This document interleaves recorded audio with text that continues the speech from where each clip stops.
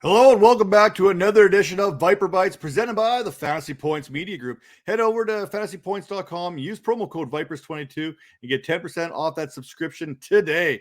Now let's continue our series here talking about the top 5 fantasy football assets for each and every team in the NFL. And today we are going to talk about the New England Patriots, starting off with running back Damian Harris.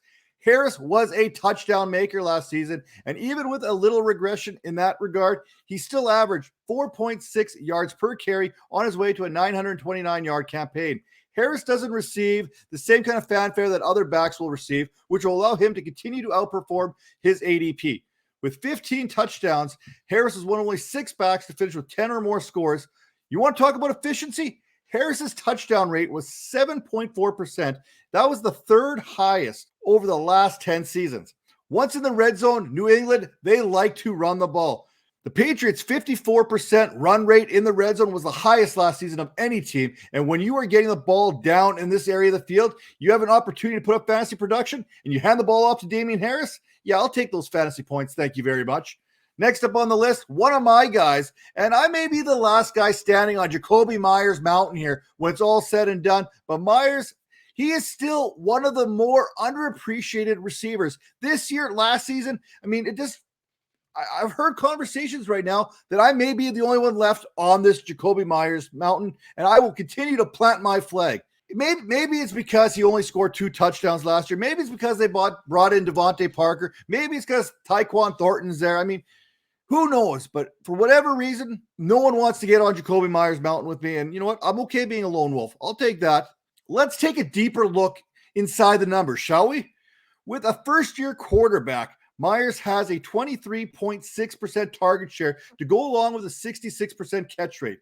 His targets per route run were roughly 26%, while his route run percentage was 91%. If Mac Jones can continue to progress as a passer, then Myers can see his fantasy production tied directly into Jones and that upward trajectory. Myers led the team last season in receptions with 83, targets with 126, and yards with 866. And his primary competition for targets this year, it still remains Kendrick Bourne and maybe that newly acquired guy named Devontae Parker. You have to expect that Myers is going to score more than 2 touchdowns moving forward after going 134 receptions straight without scoring. Something's got to give. I'm going to give a little bit of a knock in that touchdown category to Jacoby Myers, which means a little bit more fantasy production moving forward. Now, that quarterback position here, McCorkle Jones, QB 19 as per experts' rankings right now. His 67.6% completion rate was the second best all time, behind only Dak Prescott's 67.8% during their rookie campaigns. Jones, he doesn't have a big arm, but he doesn't need one to be successful. He throws with accuracy and anticipation while limiting turnovers. Hey, that's one way to endear yourself to Bill Belichick. That accuracy continued inside the 20s as he threw a 61.3 completion rate inside the red zone. With a full season in this offense now under his belt, you can expect Bill Belichick to open things up a little more in year 2 and beyond. Next up on our little tour here in New England, how about running back Ramondra Stevenson? Currently, Dynasty experts have him as the RB35. PFF recently graded Stevenson's 2021 season as the highest ever by a rookie running back with an 81.1 grade. Stevenson forced a missed tackle every 0.233 attempts and forced a total of 31 missed tackles last season.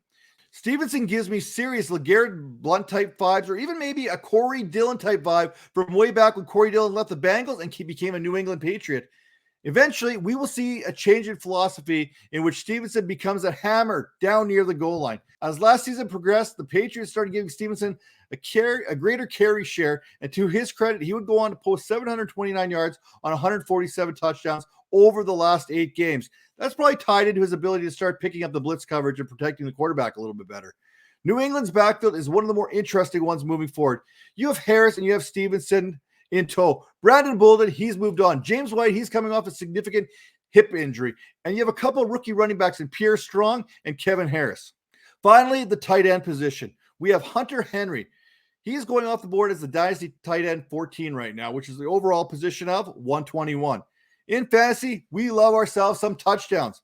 On top of his 603 receiving yards, Henry turned 50 of those receptions into 9 touchdowns while averaging 12.1 yards per reception.